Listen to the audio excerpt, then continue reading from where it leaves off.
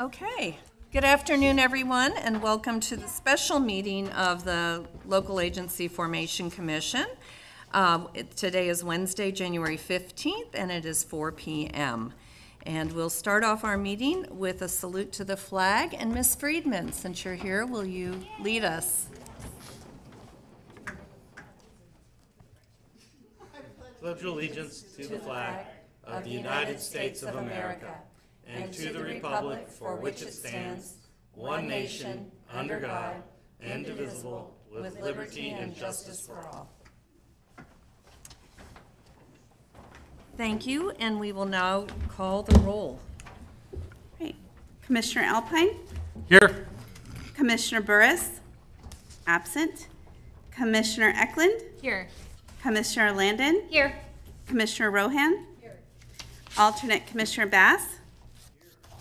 Alternate Commissioner DeMatte? Here. Alternate Commissioner Friedman? Here. Alternate Commissioner Spriggs? Here.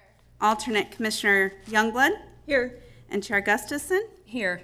And today, alternate Commissioner Friedman is voting in the vacant special district seat, and alternate Commissioner Youngblood is voting for Burris's city seat. Thank you, Amy, and appreciate that change in our protocols. I think that helps clarify who's voting and when. Thank you. Michelle, do you have any proposed changes to the agenda for today? Hello, Chair. No changes from staff. Okay. Commissioners, are there any requested changes to the agenda? Then I'd ask for a motion to approve the agenda. Motion to approve. Thank you. Second. Thank you. All in favor? Aye. Any opposed? Motion passes. Go on now to public comments. Are there any members of the public in the room today that would like to address the commission on items not on today's agenda? We can give you up to 3 minutes, and we'd be happy to hear your comments. I'm not seeing anyone jump up or raise their hands, so we'll move on. We'll close the public comment period, move on to item 5, which is consent items, of which we have none today. So then we'll move on to item 6. We have the LAFCO Project number 2023-04, City of Rocklin Service Review and Sphere of Influence Update. Thank you, Chair. Before I turn it over to Amanda Ross, just for a quick introduction, Amanda Ross is our acting assistant executive officer, and she not only wrote this study, but she also managed the project. So she was wearing a dual hat. But she's been on staff now since July, I believe. Yes. Around July of last year, and so she has a number of these studies lined up, and this is the first one. Thank you so much, Michelle. Thank you, commissioners and chair. So I'm going to start by presenting today an overview of the report that my consulting firm put together for you, the City of Rocklin Draft Municipal Service Review and Sphere of Influence Study on behalf of Placer LAFCO. So what I'm going to talk about today is just an overview of the City of Rocklin, how the report's organized, the process we went through to create the report, some key findings from the report. It's a large document, so I'm not going to go through everything, just some highlights, a brief discussion about the sphere of influence and recommendations, and then next steps. So an overview of the City of Rocklin. The City of Rocklin was established in February 24th, 1893, becoming the 95th city in California. You can see on the map here, the city boundary is in blue and the sphere of influence is in that green color. The boundary for the city includes approximately 19.8 square miles, and acres for the sphere of influence totals approximately 419 acres. And you can see the sphere of influence is divided into 2 areas. The northern portion is shaped like a kind of a glove, and then the western side is that like line along State Route 65 in green as well. So for this report, we looked at services provided by the City of Rocklin, and you can see them on this table in bold. So for services within the city itself provides law enforcement services, fire and emergency services, parks and recreation, stormwater and drainage, and road maintenance. All other services are provided through contract with other service providers or from special districts. And for our report today, we are only looking at law enforcement, Parks and Recreation, Stormwater and Drainage, and Road Maintenance, and that is because the fire services is analyzed in the draft Western Placer County Fire Service Review that was presented to your commission at the last hearing for public comment. We do talk a little bit about fire services because we did look at the financing portion of it for the city, and that's in the financial chapter, and I did have a brief section of it in the service review. So there is some information to kind of tie into the larger document that can be reviewed for the Western Placer fire districts. And then if it's a special district providing the service, LAFCO would review that service in that agency's MSR. So how the report's organized, the report is divided into 12 chapters and supporting appendices. Chapters 4 through 9 address the municipal service review factors required under the CKH Act, and Chapter 10 provides the determinations for the municipal service review portion, and then Chapter 11 is the portion that discusses the city's sphere of influence and provides determinations for the city sphere. So in reviewing, let me go back. The CKH Act requires LAFCO to prepare municipal service reviews for its cities and special districts prior to and in conjunction with an update to its sphere. An MSR must include analysis of the issues and written determinations for 7 factors listed on this slide here. So the determinations in this report represent the best information available at the point in time the report was made, sort of a report card for the city, if you will. So for the determination section of this report, as I mentioned, it's in Chapter 10, and it's presented in a table that includes indicators that we reviewed for the determinations and key factors that were scored based on comparing similar agencies. So it's a little different from maybe other service reviews that you've seen. So the indicators are scored on a range from above average, average, below average, and statements of fact, and are not rated, and those are, again, compared to similar agencies or cities to the city of Rocklin. And they are factors that are determinations that LAFCO must make, must consider for the city and are organized into the determinations required under the CKH Act. So they meet the requirements of the CKH Act. So for the process and how we put this report together, we started by reviewing all of the available information that the city had in documents online and other areas that we could gather information, and then we produced a request for information. We tried to really make it as streamlined as possible so it wouldn't take up too much of the city's time, and that was to just fill in some data gaps that we couldn't find when we were looking at information for the city. Then we did a kickoff meeting with city representatives to introduce the project, and then we followed up once we received the information back from the city with some communication, make sure we got everything we needed, created the technical draft of the report, and sent that back to the city to review to make sure that it was all technically accurate. And we found that they had some changes that needed to be made to our sphere analysis, and they had some additional information they could provide for us. So we went back for a second technical round review with them just to make sure it was all correct and accurate. So now we're at the public hearing draft study phase, and we're presenting it before you today. And then we're expecting the comment period to be possibly 30 days. That's usually what they are for these service reviews. And then we would present the report to you at the next hearing after we get the comment period finished.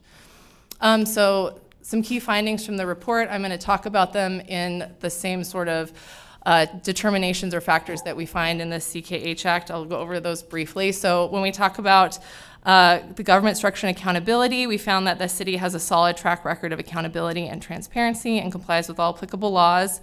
Though the city has been involved in several claims or lawsuits each year over the last 3 years, the number of lawsuits experienced by Rocklin is normal in the range for cities of its size. Rocklin did experience a 12.5% employee turnover rate in 2023 with several vacancies in leadership positions which have since been filled, and it was on the similar range to what was occurring at the county level. And the city follows best practices when training and certificates and has several policies to ensure adequate safety for all city staff. When we look at growth in population for the city, estimated population for the city in 2023 was approximately 71,179 people. We found population growth in the city has, as you know, accelerated since the 1980s, and the city's general plan sets a population planning horizon to the year 2035, which will likely be exceeded with the projected build-out that the city has currently under construction or approved projects or plans that are currently in the planning phase and over the next 5 years, or sooner. That's likely to happen. So we recommend the city consider an update to their general plan soon to extend the population planning horizon for this expected population increase. When we look at the disadvantaged unincorporated communities, we found that there were no areas adjacent to or within the city that met the threshold for disadvantaged unincorporated communities within the sphere, and that unincorporated areas receive public services or have acceptable private alternatives, and there were no service gaps or health safety issues identified. So now I'm going to go a little bit into the services that the city provides and kind of giving you a brief overview about them. So we're going to start with law enforcement. The city's police department is well managed and staffed, meeting all response time goals. The ratio of officers per residence is similar to neighboring cities and cities of a similar size. And the city's dispatch center meets required standards for call answering times and is well managed. When we looked at the parks and recreation services for the city, they are well managed and funded. City parks meet or exceed national standards, and they're continuously reviewing and improving existing infrastructure for the city. We combined the stormwater, drainage, and road maintenance services into one chapter for this report, and we found that these services are well managed. The city is proactive in providing necessary maintenance and collaborates with regional partners as needed. Road maintenance and stormwater facilities are adequately funded and planned for through the city's capital improvement planning process. When we looked at the financials for the city, we found that city is well managed financially and revenues consistently exceed expenditures. This graphic here shows the breakdown in how money was allocated in their budget, and we found that fire and police services comprise a little over half of city expenditures, but it's not uncommon for other cities of a similar size to be in the same position. We found that the city's key management practices provide a financial safety net for the city and include building reserves, financially sound rules on how surplus is spent, and rules that support fiscal sustainability. There may be some future challenges for the city related to new regulatory costs, such as the conversion of the city's fleet to electric vehicles, and those should be reviewed for the next MSR to see how those impact the city financially, but that's going on everywhere right now. And so we also looked at opportunities for shared facilities. The city participates in countywide and regional service agreements. They utilize joint use agreements with their neighboring agencies and proactively seek to reduce costs and improve efficiencies where possible. We did recommend the city consider adding a joint use agreement to allow public school use of fields after school hours and school use of city recreational facilities, just to kind of bridge some of those gaps there. So then we looked at the sphere of influence for the city. As part of the study, we did an extensive review of the sphere since this is the first service review for Rocklin. We found that the sphere is made up of 56 parcels divided into 2 areas. We have 32 parcels in the upper northeast boundary that's kind of a mitt shape, and then 24 parcels along the western boundary adjacent to State Route 65, again totaling 419 acres. So this graphic shows the city of Rocklin boundary, the sphere of influence, and then the land uses around that city. So in the northern parcels in the sphere, you can see they're designated mostly rural residential with 2 parcels that are under Williamson Act contracts in that line hash mark. A survey of existing satellite imagery showed the majority of the parcels in the northern SOI are developed with single-family residences as part of a Clover Valley Ranch Estate subdivision and a smaller subdivision along Caperton Court, or the other parcels are vacant. The western parcels along State Route 65, you can see in the light pink color, are designated Preserve Mitigation Reserve as part of the Sunset Area Plan. And the majority of these parcels have Caltrans infrastructure related to State Route 65, including 3 interchanges that connect roads into the city. It was indicated to us during the interview with LAFCO and city staff that the sphere of influence in the northern portion of the city would likely never be annexed into the city due to the financial and structural difficulties in getting services to that area, but the city felt that having that sphere where it is what they wanted to see for this report, and we didn't see any reason to change that. And then the western portion of the SOI, the city has 2 developers actively seeking to annex 2 parcels into the city limits. And as you can see from this map here, the city's boundary are not expected to substantially change based on neighboring agencies that are already in those areas where the city could expand. So we believe that the sphere as it is appropriate for the city at the time of this study. So our recommendation, based on the information in this report, would be that the sphere of Rocklin city's sphere of influence remain unchanged. So next steps, if this commission were to choose a 30-day public comment period, the public comment period would end February 14th. Then we would take any comments we receive and prepare responses to them, make edits to the report, and then present the final study, hopefully during your hearing in March. And that is all I have. Thank you. Thank you. And if I could just say that I loved the maps. We're really clear with the Williamson parcels and the protected areas, conservation areas, very clearly documented. Great. Which, of course, was a big debate last week. So I really appreciated not only the quality of the report and the layout. Now that I've read 3 MSRs in 2 weeks, I feel like I am now an expert. No, yes. But I really like the layout of the table and the analysis in those maps. Anyway, thank you. I wanted to make that comment, and then I'll look for questions from commissioners. Yes, Cherry. It's not a question, but it's a comment that echoes what our chair just said. I thought this was so well written and clear. And, you know, as I've talked about here before, right, I'm coming at this from a public, like, how is the public going to interpret all of this? So to give you an example, the way in which you talked about future funding mechanisms, things like that, nothing, you're going to pass a sales tax or you're going to do this. It was all options, and I really appreciated the way in which it was laid out and written. I thought it was very clear, so thank you. Thank you. I really appreciate that. When we do these reports, we really try to think about how the public would be able to disseminate the information. We really try to make it visually appealing and helpful, especially with the finances, because a lot of text can be difficult, or tables, and if you get graphics, it's a lot easier to really get the information just by looking at it. So thank you. Great job. Yes, Mr. Bass. Oh, thank you. Just one comment and one question. The comment being, thank you for putting the responses from the city to the grand jury reports. Yes. I appreciate that. It's always good to make sure that we're making sure those responses are in there because it adds clarification. And then the other one is a question as it relates to when it came to the kind of the scoring. Yes. Of everything. It's not a question of the scoring. I have not trying to play the ref. I thought it was great. But the one of the recommendations it said was, I guess on the next MSR review, the impacts that the electrification of fleet vehicles Yes. has. For us from a reporting side, what can we do to make it easy for you when you're doing your next MSR? Is there anything that you're looking for? Because I just want to make sure you get the right data. Sure. I mean, I think that it just would be, I put it in there sort of as a heads up for the next MSR, when that occurs, so that there could be a little deeper dive in the financials to see how did they end up covering.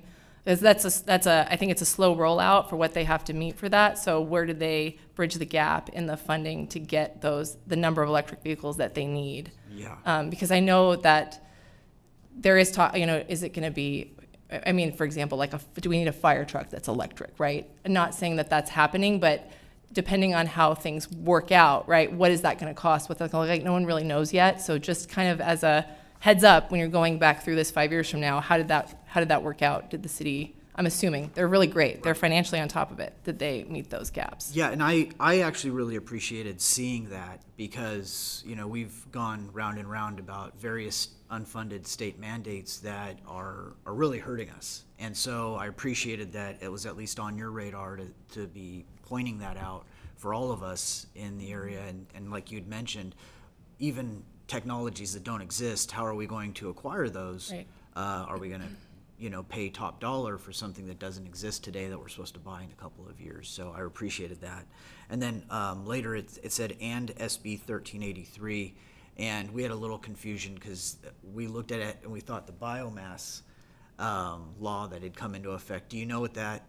Oh, that may have been a typo. I apologize. I may have gotten the wrong one. I'll have to Okay. double check on that. No, and it's fine because that's another unfunded mandate. It is, but I don't think it related to the city because they don't do, I'm so sorry about that. No, it's okay. We actually had a very spirited debate about that exact thing. And I know. administrative searches of businesses and the constitutionality of it. So when I saw it, I was like, "Ooh, okay, let's find a way to. Yeah, I'm glad you pointed that out. Thank you. No, it's Yeah. okay. I was actually excited it was in there. So no, from the city of Rocklin, I can say I really appreciated everything. It's always good to go through it and get a re-education as to our city. This was a great way to do it. And obviously, I'm pretty proud of how the city ended up, but even if it wasn't, I found the recommendations to be very fair. I think, yeah, as you'd pointed out.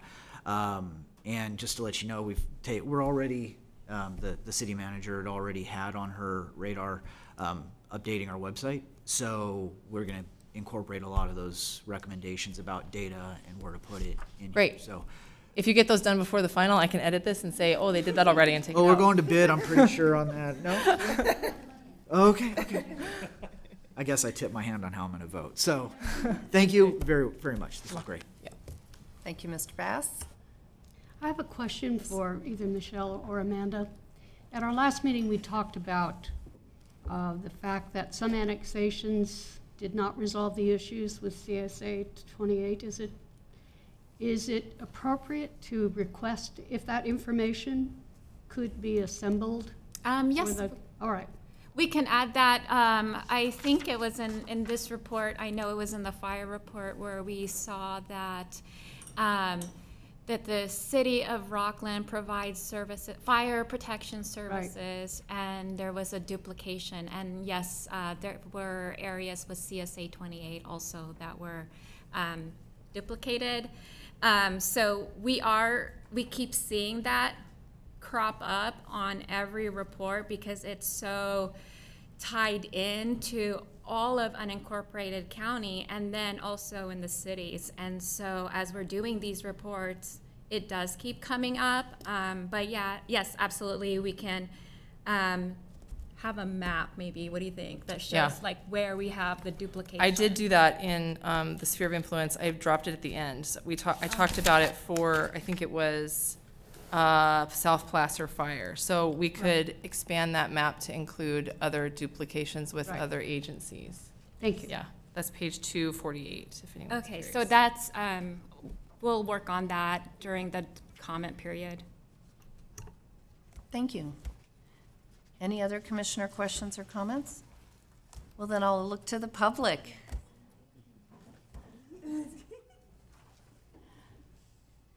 Good afternoon, Commissioner Gustafson and commissioners, alternate commissioners, staff.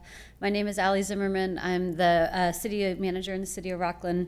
I wanted to first thank Michelle and Amanda for an extremely thorough project as well as an extremely educational project for the city of Rocklin. As she briefly glossed over, but I don't know if anyone has really taken stock of the fact that City of Rocklin was incorporated in 1893, and this is our first municipal service review. So there's nobody on my staff who has gone through that process for the City of Rocklin. And so it was very educational for us, and we appreciate you kind of helping us through those pieces. I think probably a little bit of a heavier lift than it should have been for a 6 acre annexation that triggered this, but we very much appreciate that. So I wanted to extend my thanks to you guys, to the commission for taking this project, and as well as City of Rockland staff, led by our community development director David Mullenbrook and principal planner Anna Leanza, who really helped to shepherd this project. As was mentioned by Vice Mayor Bass, we think the recommendations are reasonable. We agree with the report as it's written. We appreciate that you are confirming and validating what we're seeing in the city. I don't know if it's in there, but I'll put a plug in for the fact that just this last summer our bond rating was upgraded to AAA, so we are viewed in the marketplace as very fiscally sound with strong reserves, and we have major key management practices in our financial system to help keep us strong. We think that the recommendations are very reasonable, and as was mentioned, we have talked about our website hasn't been updated in quite a while, so setting aside some money for that. And then we have also set some money aside, and we're still in the planning process to have someone come in and do we're not calling it electrification, but a zero emissions vehicle plan for our plan replacement in future, moving towards meeting those state mandates. We would recommend a 30-day review period, and other than that, I'm here to answer any questions you might have. Thank you, Ms. Zimmerman. Any questions for the city? Okay. Thank you. Thank you. Any other public comments here in the room? I'm not seeing any. Is there anyone online who would like to make any public comment?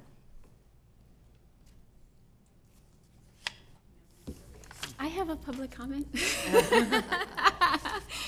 So the report card that you saw with the triangle up, triangle down, and so Amanda and I worked in 2017. It was on a service review in the Bay Area, and that's when it started. And so you'll see that in this service review and also in Lincoln, because Amanda helped work on that along with Kateri from Swale. So that is, I mean, I think it's fantastic, but and so I think it's been in several service reviews since, right, and like all over, and so we're kind of, so the reason why I'm commenting is, how do you like it now that you've seen it twice? Well, as I now? said, yeah, at least as one commissioner, I found this report very clear, very concise. The graphics were great, the table was great, and I did like that. That was wonderful as one. Others? Anyone? No, I agree. Yeah. Yeah, so great job. Thank you. And great job to the city and the city council members who get an A+ for their management of their city. So we'll close public comment. We'll come back to the commission. And Michelle, our actions today? Opening the public comment period. Thank you, Chair. Do we need a motion for that? No, and then if you have any direction from staff, but it sounds like the only direction I received was from Commissioner Rohan about including the CSA 28 in one of the graphics. And any other services. Right. I think as well that may Duplication overlap. of services. Right, right. Absolutely. And so for your first MSR, what a great kickoff. Yeah. We're catching up on many MSRs, as you know. Okay. So no motion. We just thank you very much for the presentation and great job. Yes, and as Amanda mentioned during her presentation, staff will be back with a final, and then at that point, you'll make a determination for CEQA and et cetera. Thank you. Okay, so we'll move on to item 6B, which is LAFCO Project number 2024-01, South Placer Municipal Utility District Service Review and Sphere of Influence Update. The commission will receive our presentation of the draft study and open the public comment period. With that, hi. Hello. Good afternoon, Chair Gustafson, as well as fellow commissioners. For the record, Carol Neiman, associate with RSG. So RSG is a consulting firm that provides services to counties, cities, and special districts throughout California, but more importantly, also municipal service reviews and sphere of influences updates. We excuse me, sorry. So RSG was actually retained by LAFCO staff back in June of last year to assist in the preparation of the Municipal Service Review and Sphere of Influence update for the South Placer Municipal Utility District. So today I'm accompanied by my colleague Jill, who is going to brave it out and take on most of today's presentation, but I'm just going to help us get acquainted with some of the background information for context. So for the benefit of our audience as well as any newer commissioners, the purpose of the MSRs is to provide an independent assessment to an agency's service performance historically as well as into the foreseeable future. Now, this assessment primarily has three goals in mind, which are listed on this slide. And the first and probably the most important is to serve as an informational resource for the public.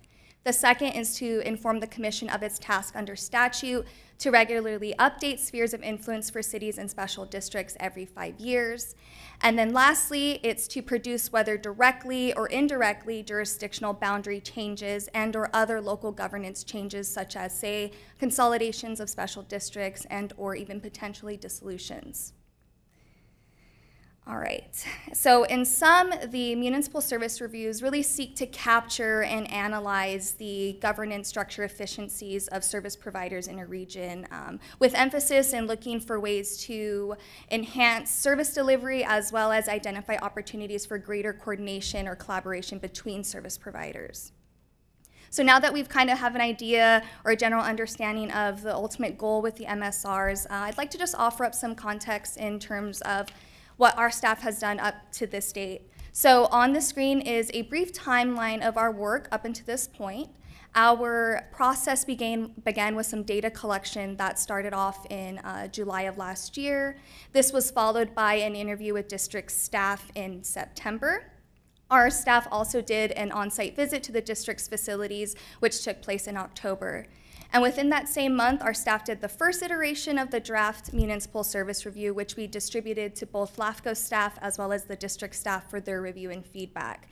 We then incorporated that review and feedback into a second version of the draft that we did distribute back to LAFCO staff to get the stamp to come and bring it forward to you today. So today before you is the official administrative draft version of the MSR and Sphere update for the district. It does reflect all the data and information that our team has collected and analyzed, which ultimately has been compiled into the comprehensive report that you see before you. Now, in terms of the actual contents of the MSR, and Amanda did a great job of how that's captured, it's because they're pretty much consistent across the board, but ours is broken up into sections, which you'll see there's an executive summary, a summary of the written determinations, as well as recommendations, and of course the agency profile, which that's really where the bulk of the information lies. Now, that latter section is further broken down into subsections that include an overview of the agency. It has its jurisdictional boundaries, sphere of influence. It also talks about some demographic data as well as its governance structure. It includes also its municipal service, or a review of that, and of course its financials. So that is the contents of the MSR, and hopefully now we all have a better understanding of both the purpose of the MSRs, its contents, and as well as our work to date. And with that, I'm going to go ahead and ask Jill to take on the rest of the presentation and get to the details of our findings and recommendations. Thank you. Thank you, Carol. Good afternoon, Chair Gustafson and fellow commissioners. My name is Jill Glickman, Senior Analyst with RSG. It's great to be here before you today. To begin, I'd first like to provide some background on the South Placer Municipal Utility District. The district was originally formed in 1956 and operates as an independent special district authorized to provide wastewater services, specifically wastewater collection and conveyance, to approximately 82,000 residents within its 31 square mile jurisdictional boundary and expanded sphere of influence. This includes the city of Rocklin, town of Loomis, as well as the unincorporated communities of Penryn, Newcastle, as well as a portion of the Granite Bay community. As shown on the map in the slide before you, the district is anchored by the city of Lincoln to the north, unincorporated Placer County to the east, and the city of Roseville to the west and south. For additional context on wastewater services provided in the county, the next slide will provide you with an overview of wastewater collection and treatment in Placer County. So while the district is presently responsible for providing wastewater collection and conveyance within its service area, there are also several other service providers providing these services across the county. For instance, in addition to the district, the cities of Roseville, Auburn, and Lincoln each provide wastewater collection services within its boundary. Additionally, the Placer County Department of Public Works operates and maintains 3 dependent sewer maintenance districts that provide wastewater services to unincorporated areas in the county. These districts, also referred to as SMDs, were formed in the late 1950s, early 1960s, and are governed by the Placer County Board of Supervisors. The map on this slide shows you where these SMDs lie in relation to the South Placer Municipal Utility District boundary. As you can see, SMD 1 lies to the north of the district boundary, while SMD 2 and SMD 3 lie to the south and east. SMD 2 is in particularly close proximity to the district boundary, which we'll discuss in detail later in this presentation. Now, for context on how wastewater is treated in the county, we'd like to discuss wastewater treatment services in the next portion of the presentation. The district is presently responsible for providing wastewater collection and conveyance services. Once wastewater is collected by the district, it's sent to the South Placer Wastewater Authority JPA, also referred to as SPWA. SPWA was formed in the year 2000 and consists of three member agencies, that being the district, Placer County, as well as the city of Rocklin.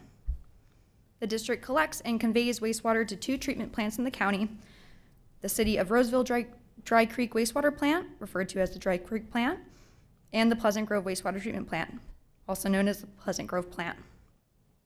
Now that we have an overview of the district, we'll get back to the contents of this MSR. As Carol briefly mentioned, at a high level, the goal of this MSR is to provide an independent assessment of the agency's historical service performance, as well as its performance over the next couple years. MSRs capture and analyze information about the governance models and efficiencies of service providers within the county and those that are subject to LAFCO's oversight.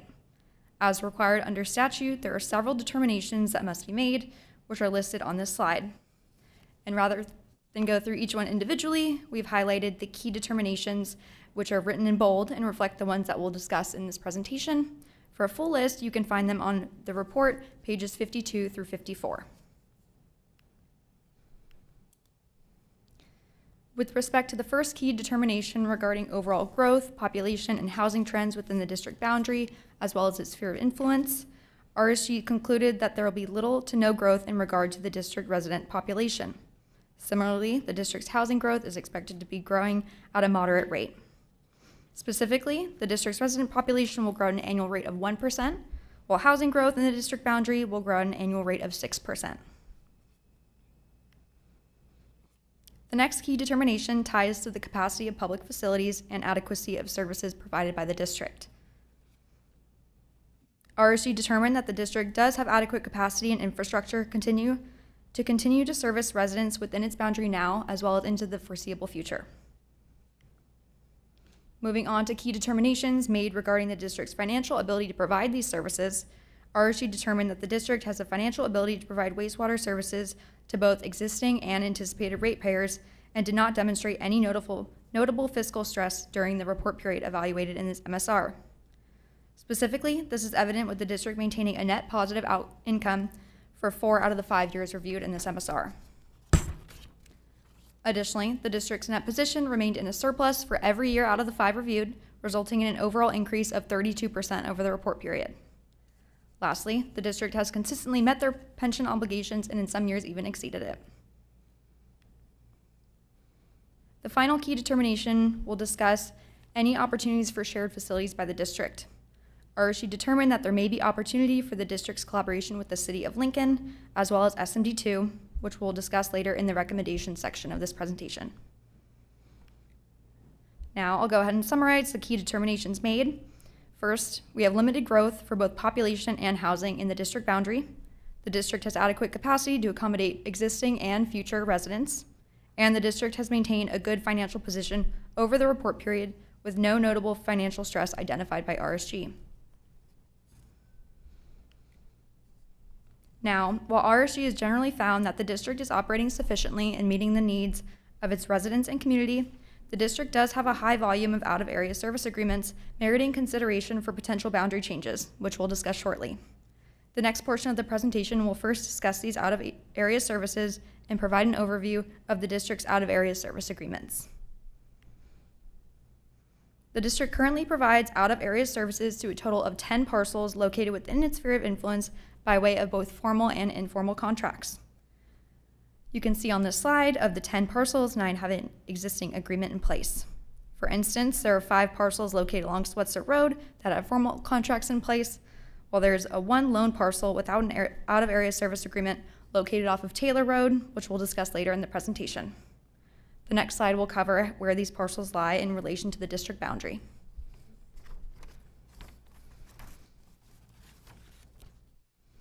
As shown on the map before you, each parcel presently lies within the district's sphere of influence, but remain outside of its jurisdictional boundary.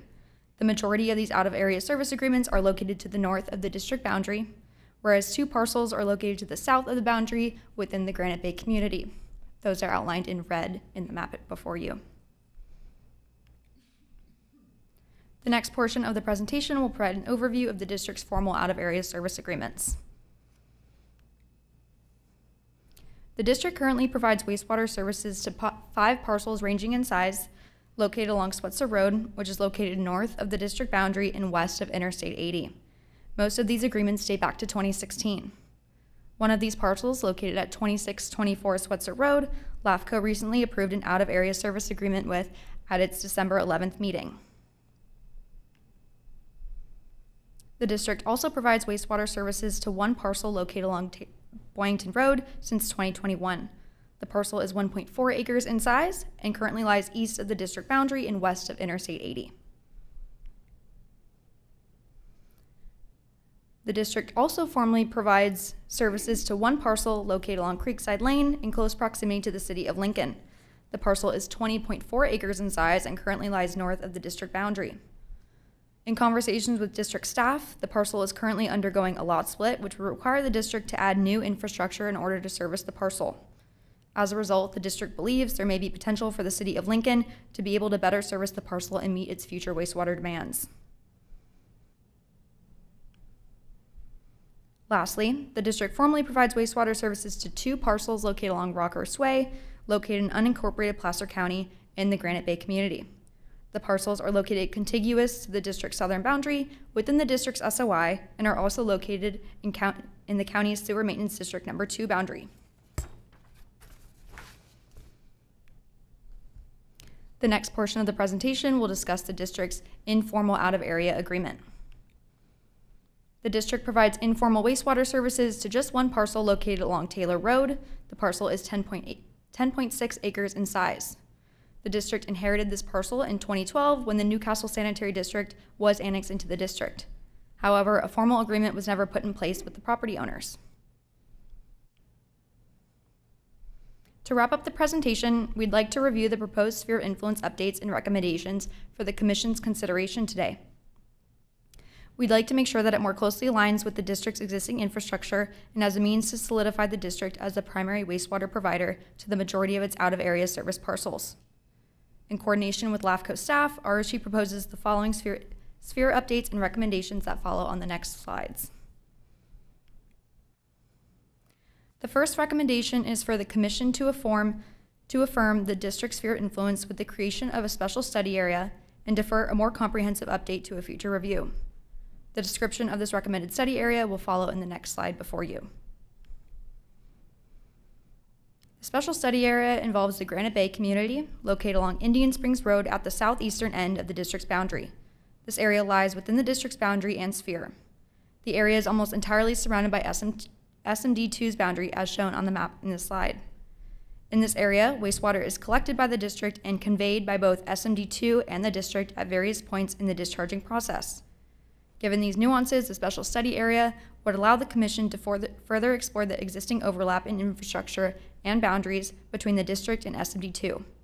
The special study area would also allow the Commission to further evaluate the ability and capacity of the district to continue to service this area, and or identify whether services can be enhanced through SMD2.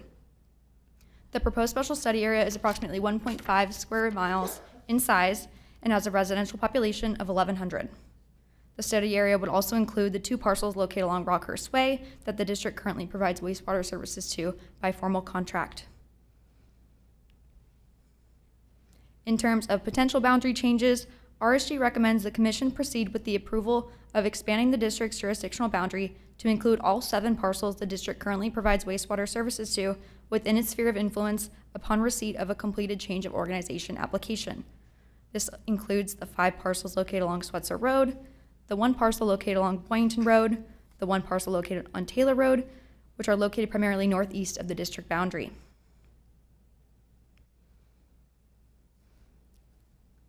For the 1 parcel located along Creekside Lane, where the district currently provides wastewater services to by way of contract, RSG encourages the Commission to initiate discussions between the district and the City of Lincoln to explore potential boundary changes, such as the annexation of the parcel to the City of Lincoln. For our final recommendation, RSG recommends the Commission consider conducting an MSR and sphere of influence update for SMD2, given that the district has not had an MSR and sphere of influence update completed to date. Furthermore, SMD2's overlapping boundaries and infrastructure with the district could also be further evaluated by way of a comprehensive service review. I'd now like to summarize the recommendations provided in this report. In conclusion, RSG, with input from LAFCO staff, recommends the Commission do the following: affirm the district's sphere of influence with the creation of a special study area for the Granite Bay community, proceed with the approval of expanding the district's boundary to include the 7 parcels previously detailed where the district currently provides wastewater services to by way of contract upon receipt of a completed change of organization application. We also recommend that the Commission initiate discussions between the City of Lincoln and the district to resolve concerns expressed by the district regarding servicing the parcel located along Creekside Lane, And finally, consider conducting an MSR and sphere of influence update for SMD2. With that being said, that concludes our presentation. We'd like it to turn it back to you, Chair, for any questions or comments. Thank you very much. Thank you very much, Carol and Jill. Great presentation. Appreciate all the work that went into it. Commissioners, do you have questions? I have a quick question. Was in the special study area 1,100 residents or 1,100 connections? 1,100 residents. Okay, thank you. Of course. I have a question. Yes. This is probably a dumb question, sorry.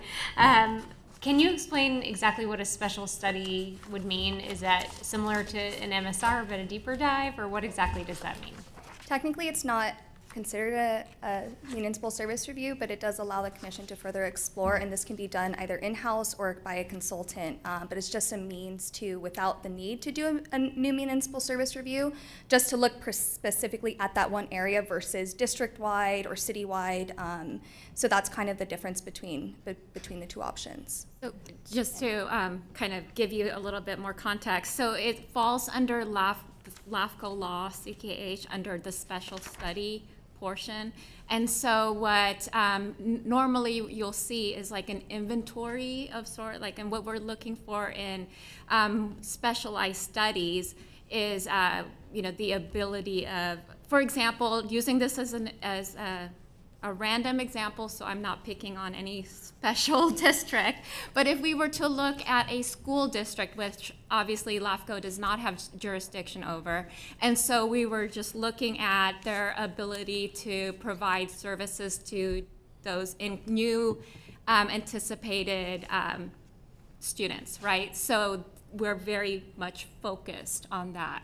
So it's not a full-blown service review, but it is under your authority. Got it. Thanks. Other commissioner questions or comments? Yeah, I do. Yes. I have a bunch of notes. It's kind of a mess, but I got confused on page 397 when it was referring to, and I've seen it pop up, so now I feel a little bit of vindication in my confusion, or validated, with this SMD2. So the recommendation is to do a special study.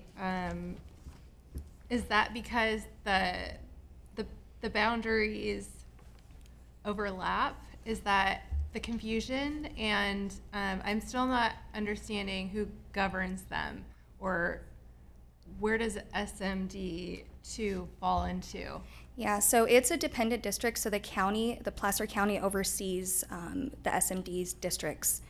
So the Board of Supervisors essentially is their governing body. Okay. So it's under our Your purview. sphere of influence, Yes. right? Well, it was, from my understanding, what I'm reading, and Kevin Bill's in the back, so I may call him up, but these districts were formed in the 50s to provide Right. sewer services in these areas. And so it's, so that's where the sphere of influence that was adopted in 2012 expanded South Placers, I believe, out to cover this area. Yes. Correct. Okay.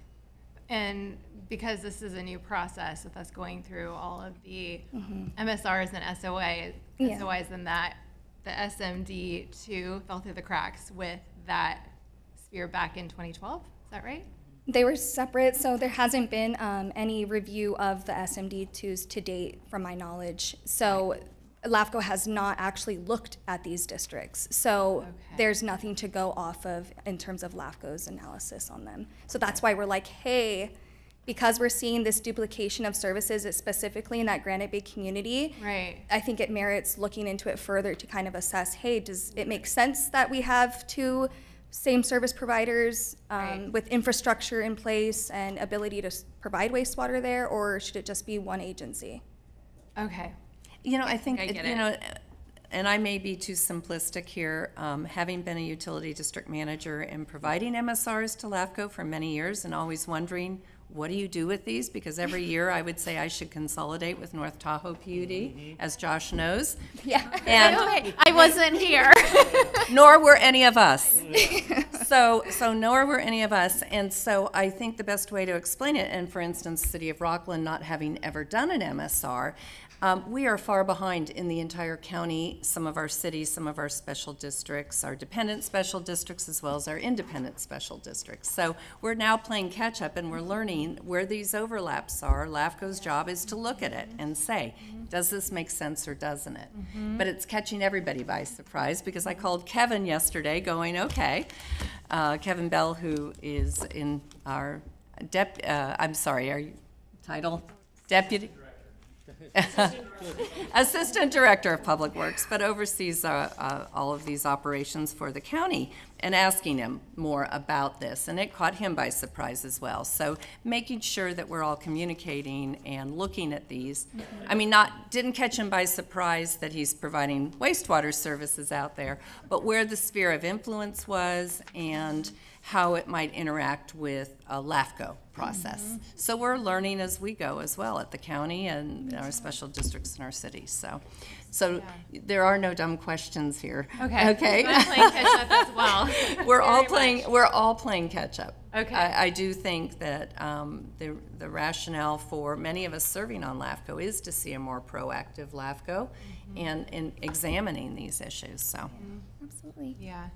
And that kind of also, I feel like, helped me understand the value in this, because this is probably the only way to figure this out. Exactly. It's so expansive, the County of Placer. because governments themselves don't always look internal to see what they can do better or differently, and so an independent look at that does, and that was part of the origination of the Cortese-Knox Act and Hertzberg, I'm sorry, K.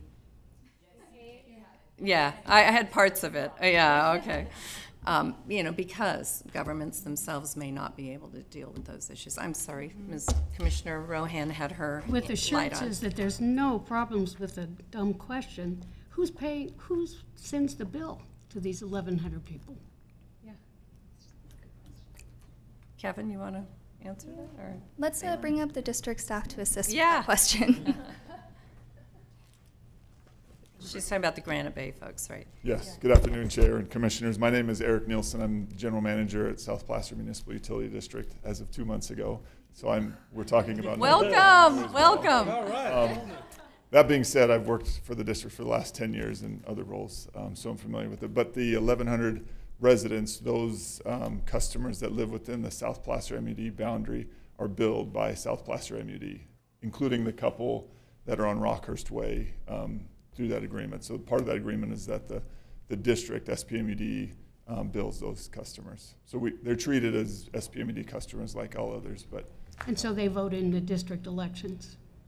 Yes. Okay. Correct. Yep. Thank you.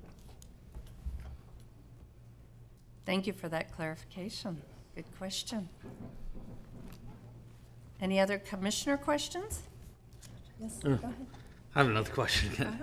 Was SPWA, the South Placer Wastewater Authority, basically created as like a bonding authority to build the regional plant, like in the 2000s?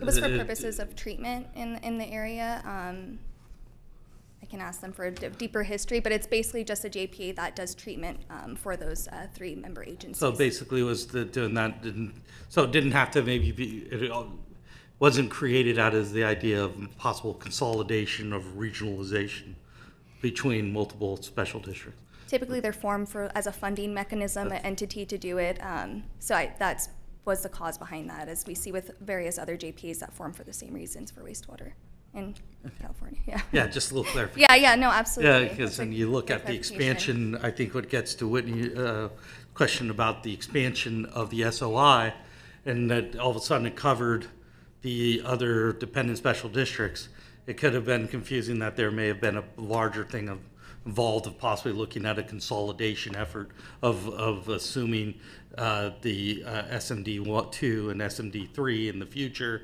and maybe that's why there's some of these areas that were kind of overlapping in the Granite Bay area in our special area study, but that doesn't seem to be the case. It was created as a funding agency to build a regional plant. Yes. Okay, thank you.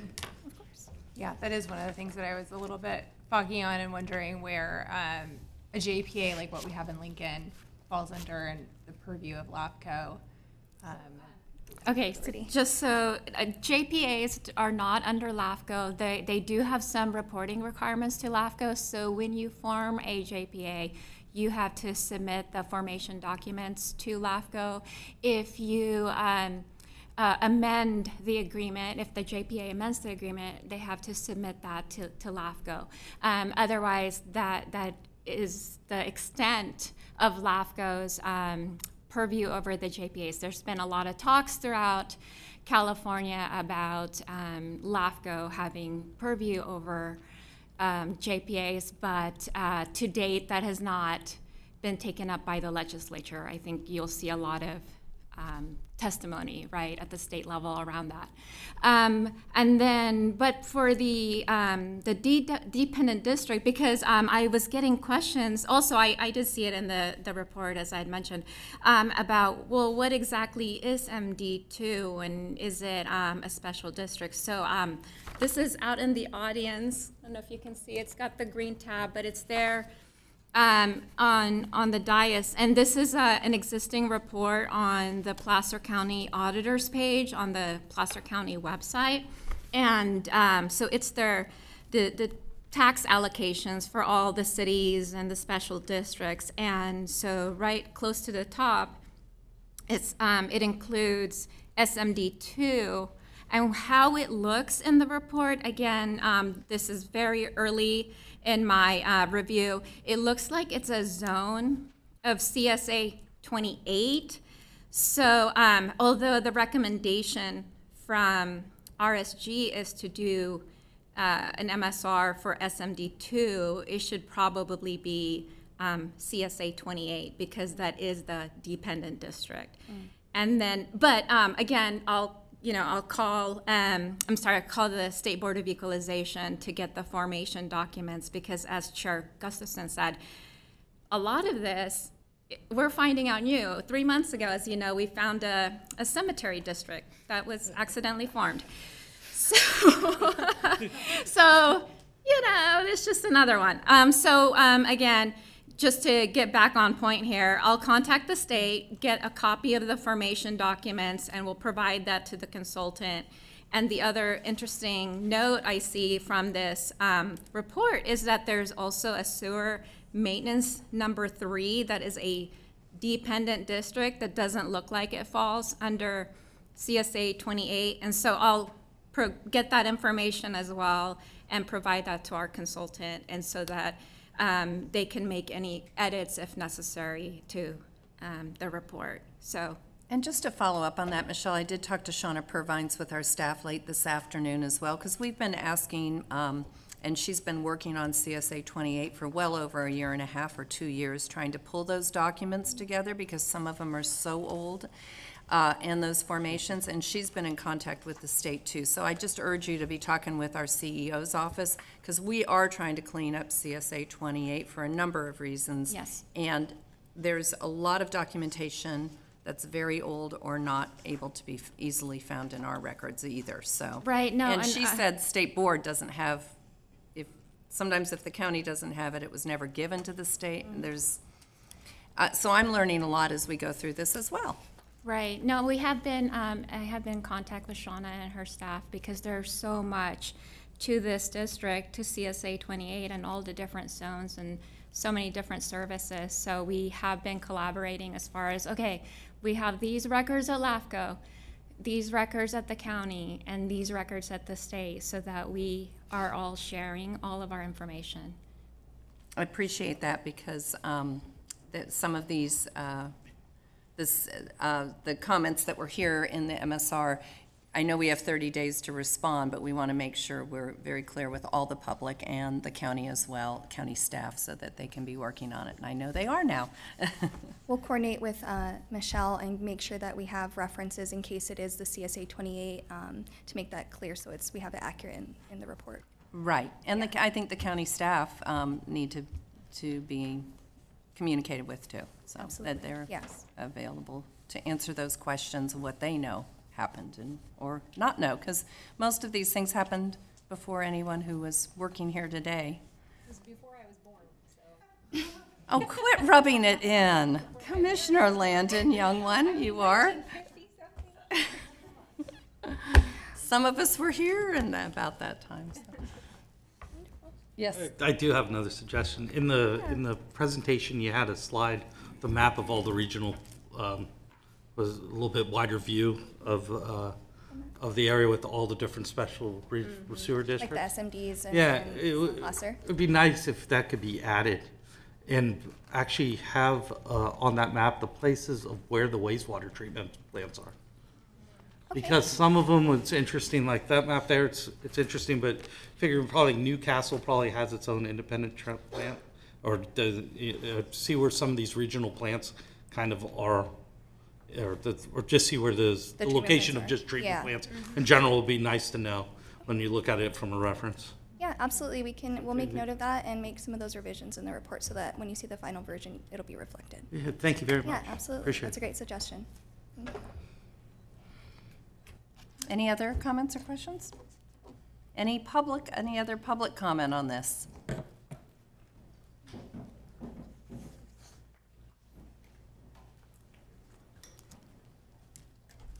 Thank you again, Chair Gustafson and Commissioners. Just wanted to take opportunity to express the district's appreciation for the effort. We appreciate Michelle and Placer LAFCO staff and engaging district staff and working on many of these issues, as well as the consultant RSG. As staff at South Placer MED, we see some of these areas and provide service to some of these areas, and many of us are new, and so we wonder the history behind these. So the opportunity to engage in discussions on how to most efficiently provide service to the residents of the county is appreciated. We support the recommendations and would also recommend public comment and look forward to engaging with the LAFCO in these questions and process. So thank you. Thank you. Congratulations on the promotion. Yeah.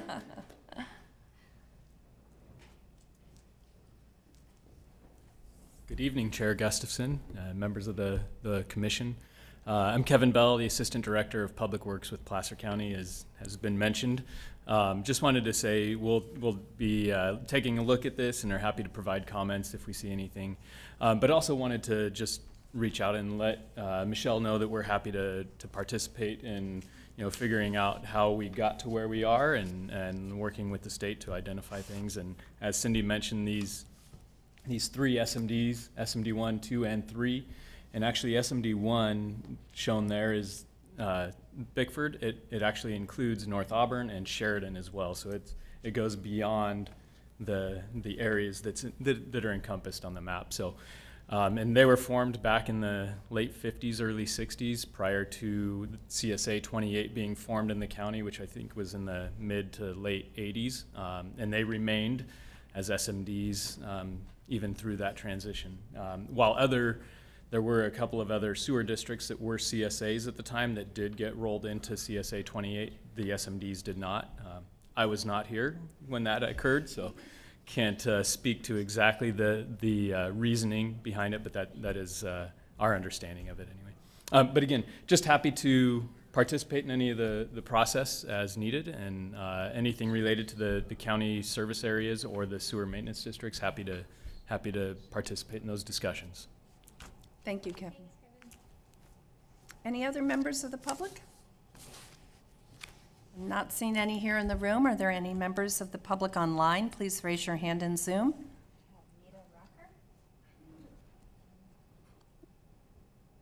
Hi, Nita. Good afternoon, Commissioners. Nita Racker, Assistant City Manager for the City of Lincoln. And I just wanted to make a comment regarding this report that we will be reviewing it and providing comments as needed. And of course, we're always happy to cooperate with SMD, LAFCO, and the county on any suggested changes.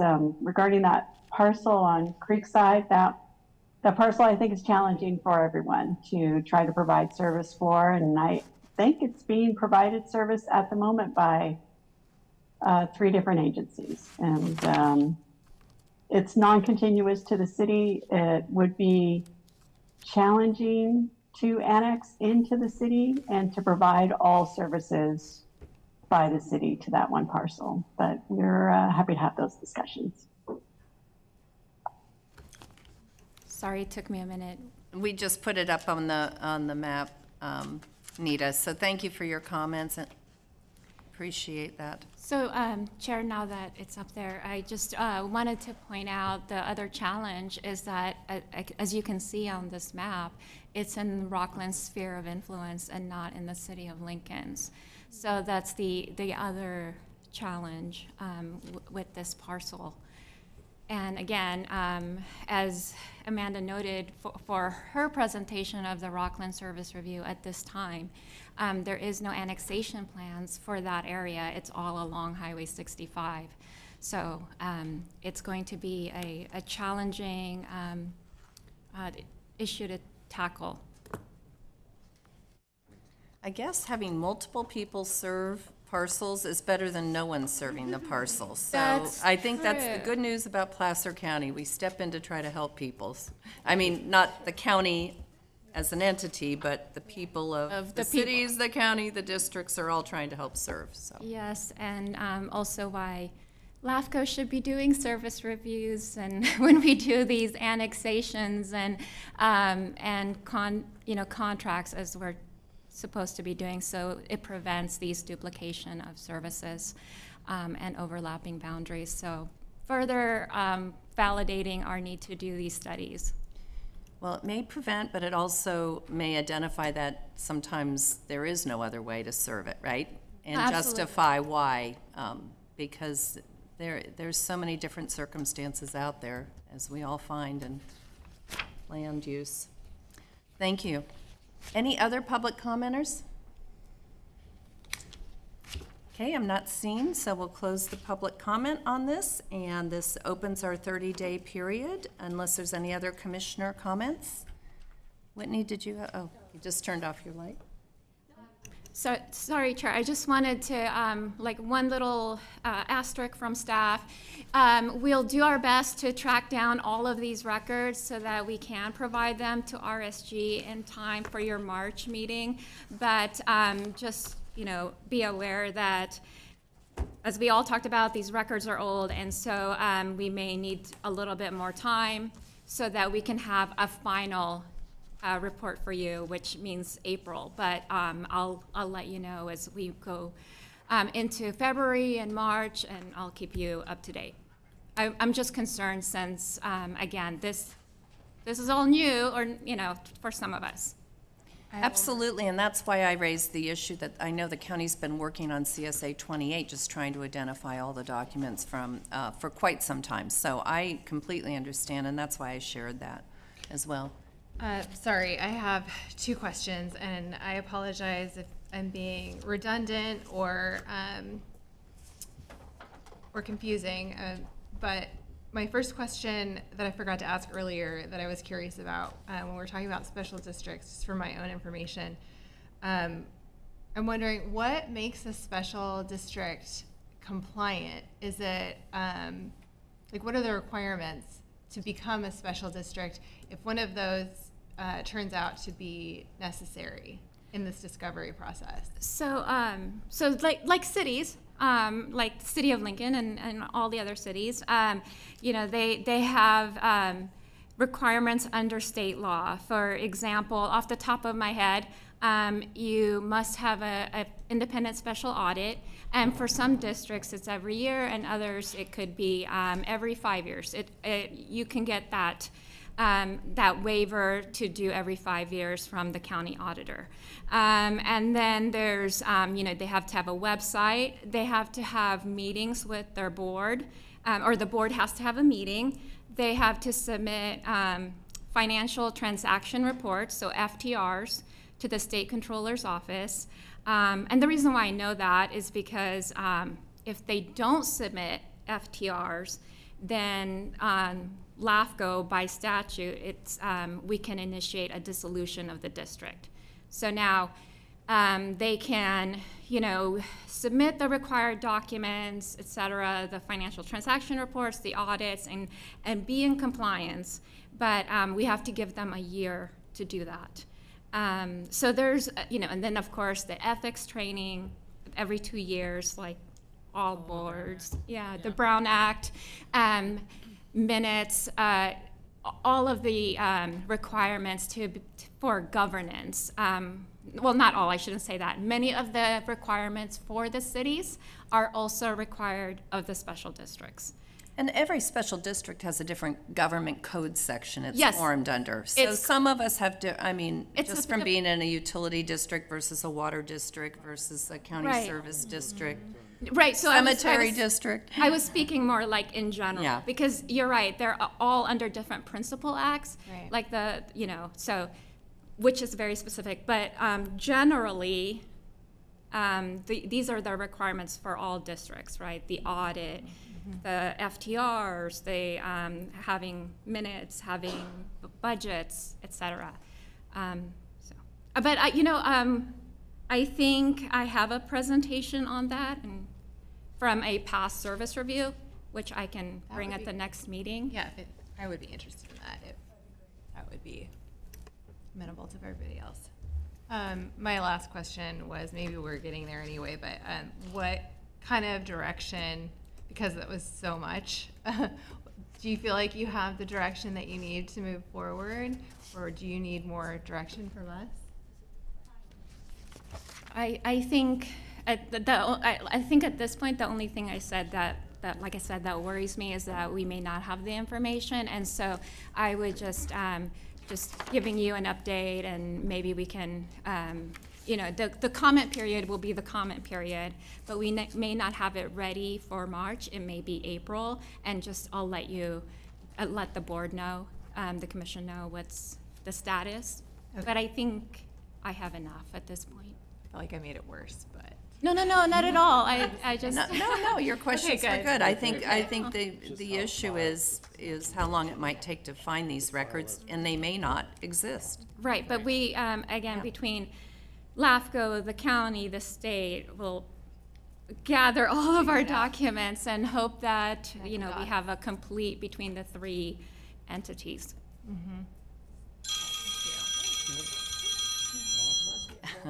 Grandson who wonders where I am. You're supposed to be picking him up? Okay, so I think that closes the discussion on that item, and we'll look forward to when you can bring it back and have the information, and please give us any status updates. We'll move on then to item 7 on our agenda, business item. This is our executive officer's report. Thank you. I'll just give IT a second, if you don't mind. So before I turn over all of the service review updates and project updates to Amanda, I just wanted to kind of touch on the questions that I got from the last meeting about revenue and taxation code 99. Okay, so this is where we were during that conversation.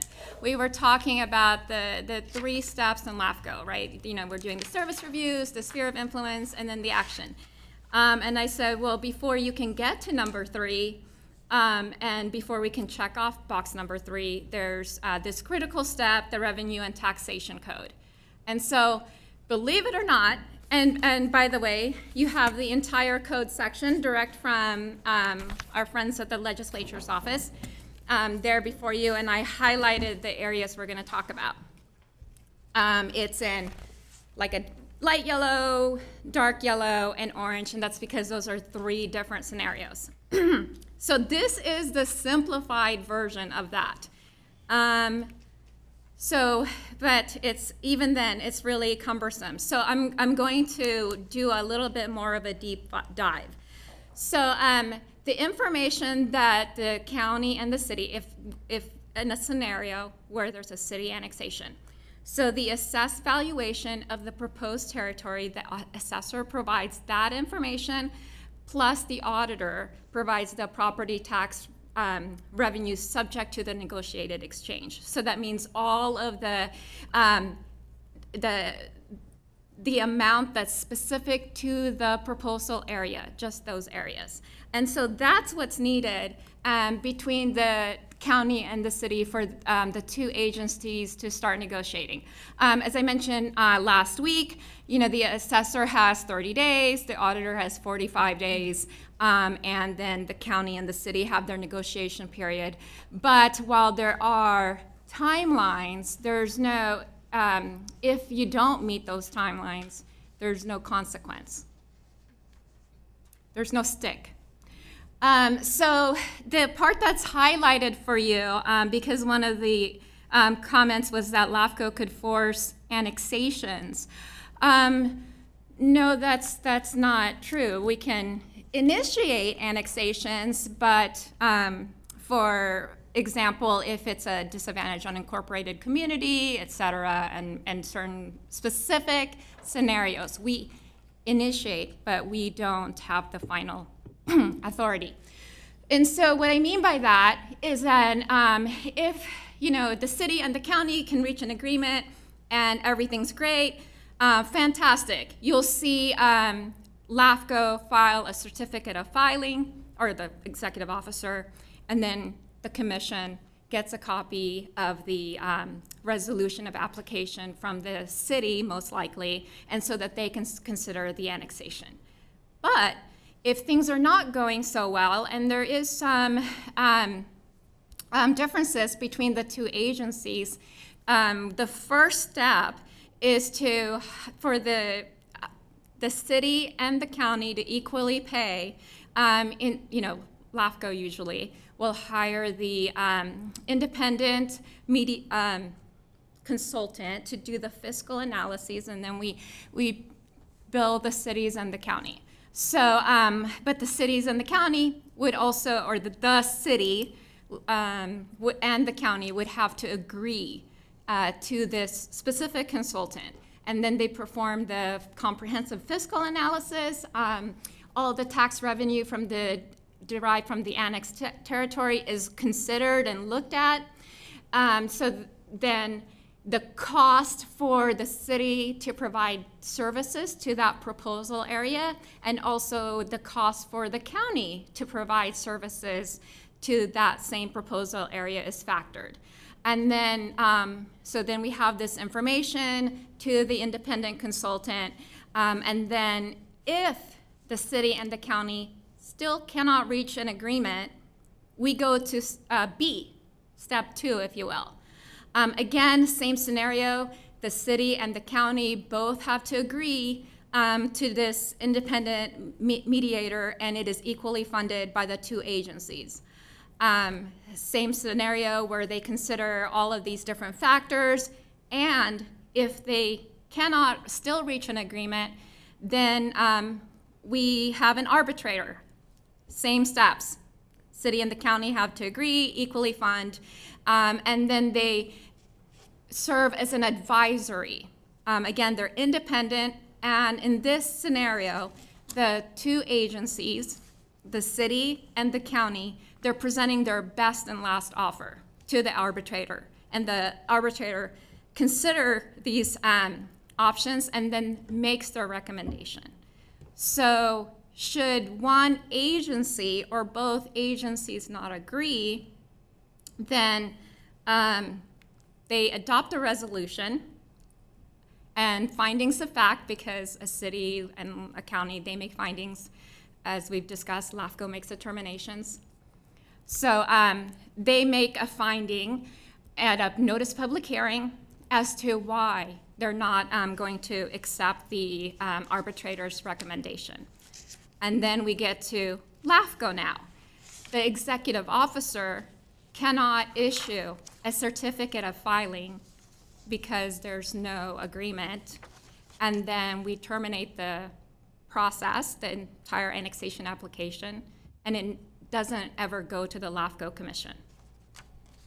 So I just wanted to show you, because we've been working with Lincoln on several annexations, and so this is what the Village 5A looks like. And in this situation, if you recall, the city and the county used a prior agreement, a resolution that was already adopted by the Board of Supervisors and County Council, and they both agreed, we're going to use this prior resolution. Here's the, here's our agreement, LAFCO, and then so the executive officer then issues the certificate of filing, and that kicks off the 90-day clock to get it before the board.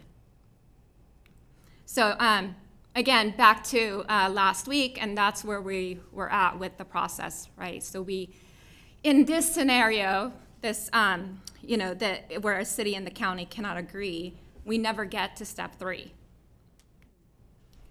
Okay, so I wanted just to point that out because I know this is very, it's complicated. There's a lot to this, but again, I mentioned that I highlighted where the arbitrator, the fiscal analysis, et cetera, there for you to take a look at. And then I'm going to pass the baton over to Amanda. Thank you, Michelle. Okay, so as you can see here, the first 2 items we covered today. I'm going to be doing a tour of the town of Loomis. I think it's the 29th of January, yes. And that'll be a couple of hours going to visit all of the areas where the city provides services. So it'd be Parks and Recreation, facilities, the library, and I think I'll be going to Town Hall as well. And then RSG has already begun their review for the cemetery districts, and I think while they were here, they did a couple of tours and looked around.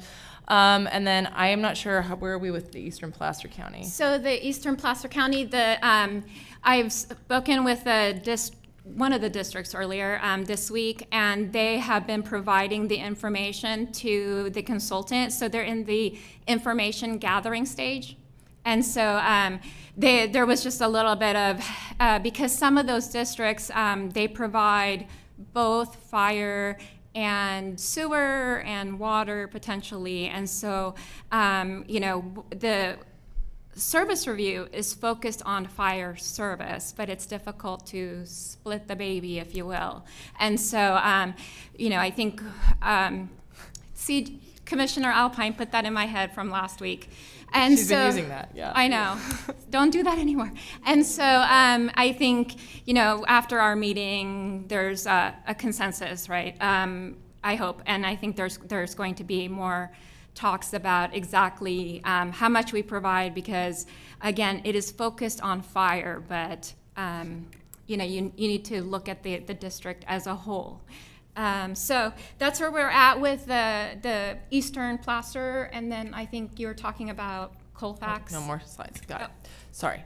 Yeah, so I've started, you know, reviewing the couple of agencies for the other MSR that we're talking about, maybe kicking off and getting into that for Colfax, and there was a CSD and a water service provider. It was, sorry, I'm it's midway. Yes. Well, so the only thing I wanted to mention on that, because there's 3 water providers and also the CSD, the Suburban Pines, and the reason why I want to mention it is because it ties in with your comment earlier, Commissioner Eklund, is that this district hasn't been functioning for at least a decade, and so the problem is that LAFCO can automatically dissolve a district when they don't have assets, liabilities, and there's no activity. With this district, Suburban Pines, they do have assets. They have, you know, about $75,000 that they've been collecting for these 6 hydrants. So then that kicks it off from that section of the LAFCO law where we can do an automatic dissolution. And now we have to give them this 1-year process where, okay, you know, first the question is, do you want to remain a district? And then if you do, okay, here are all the things that you need to do. You have to have a meeting with your board. You have to have a budget. You have to have, you know, an audit or at least a plan, maybe every 5 years, again, with the county auditor's consent for something like, you know, like that, where you're not doing it every year. You have to have a website, you have to have ethics training, etc. So we'll have to go through that process because they do have assets. We can't just automatically dissolve them. So again, same thing, right, with the dependent district, the CSA. We can't automatically dissolve it because it is functioning. They just, maybe we need to, you know, give them the steps, and they're doing that. To move forward so that they can be in compliant again with all of these requirements. So anyway, that's my little plug-in for Suburban Pines and what we need to do for that district. And so Amanda has quite a challenge. It's gonna be fun. Yeah. Do you want me to cover the applications I'm looking at too, or what? Yeah, go okay, ahead. so the said NEQ for City of Lincoln remnant parcel application, we're still waiting on. The county surveyor's office is reviewing their final map. They've done edits already. We're hoping that this is the final version that's then approved, and then it can be forwarded to the auditor so that the county can agree to the tax exchange negotiations, which I think they're going to go by what was done for Village 5A, which is just a letter. So if it can, it may make the February hearing. We'll see. Well, I don't know how much time. Well, right, so there's fewer noticing requirements because there's they're undevelopable lands. I think it's owned by Caltrans. It's just like an off-ramp. And so in that situation, the noticing requirements, it's just the Brown Act. Probably very March. Basic. Yeah, it might be March, but we'll see. And then Placer Hills Newcastle reorganization application, we are still waiting on the MSR for that, but I have started going through the information to make sure that once that's all finished, we know we have everything we need from them so that we can move forward with getting it agendized, and hopefully without waiting for the full 90 days, that we can work on it expeditedly. So I'm doing that as well. And that was all I had. Any questions? Thank you. Any questions, commissioners, or comments? I have a question. Are we going to start noticing to vacate the for elections for the special district seat? Yes, thank you, Commissioner Alpine. Yes, that is on my calendar for 8 a.m. tomorrow. I will be sending out the request for nominations to all 37 of our special districts. So hopefully we can get some nominees, and then, as you know, once we have the nominees, then we will call for an election. And I think the last election we had 7 nominees, but Amy, correct me if I'm wrong, I think you need 19 of the 37? I believe that's the number. Yeah, before you have the one member seated. And it is for the regular member. I know I've gotten a couple of questions because we do have an alternate, Commissioner Friedman, that you have your year 1 into your 3-year term, if I recall correctly. So Commissioner Friedman, should she choose, can run for the regular seat, and then, which we had that scenario not that long ago, a couple of years ago. And then, of course, then if she wins, then we'd have to fill the alternate seat. So, which is what exactly happened last time. So we'll to be continued, but starting tomorrow, as I mentioned, 8 a.m., I'm going to be working on that letter to the special districts. I just wanted to get through all of these service reviews and also the last 4 meetings that we've had since December 4th. And did I answer your question? No, that's fine. I just want to make sure we touched on it. I knew it was about to Publicly? Yeah, that's good to let everybody know ahead of time. Any other commissioner comments? Okay. I will raise one issue. I've been talking quite a bit with county staff because of some of the items that we've been talking about, not only from last week and this week and looking at these. And one of the things that in talking with county staff, they related to me, and I just think we need to be aware of it, is while each of these jurisdictions has their own issue they're working on, the county's work has to respond to each and every one of them because we're involved in each and every one. And so we were talking about what our budget needs to be to respond to all, and be able to adequately address all the issues with LAFCO. So I want you to know we take it very seriously. I think as we moved forward with all the MSRs, I, at least as one commissioner, didn't go to the county staff and say, have you budgeted for this workload for this coming year, which is fairly significant. So we'll make sure that we've factored that into our budgets and workload moving forward so we can respond quickly and promptly to all these issues and participate early on. But that we all need to be communicating on that as well. So be aware, at least from the county's perspective, that there's a lot of work in each one of these, because sometimes we're the oldest record keeper here, and our records can be challenging. We didn't do a lot back in the 20s and 30s and 40s with documenting all that. Are there any of, there's no other comments? Yes? I have one comment. I just want to thank staff and all the consultants in all the cities. We did a boatload of MSRs in the middle of the holidays. That was a big, heavy lift, and I know it wasn't easy. And some of the things we could find ways we can improve processes, but there's a lot of the lessons learned from it. But I think all in all, it was a tremendous effort, and it should be recognized. And thank you for all the people that worked over the holidays and even afterwards to get this done and get these things delivered. And thank to the fellow commissioners for spending the time reading tons and tons of MSRs. That was a lot of reading. And if I could just add, having 3 different consultants do 3 different types of MSRs was also very enlightening, like which format is best for us.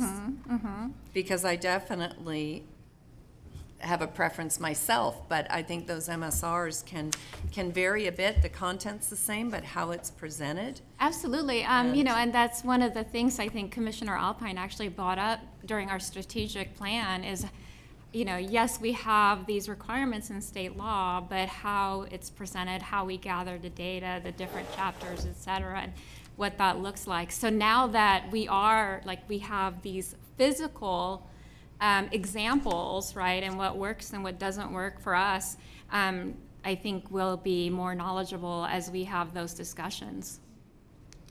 Great. Anything else? Okay, then we'll adjourn. Do I have a motion for adjournment? So moved. All in favor? Aye. Thank you.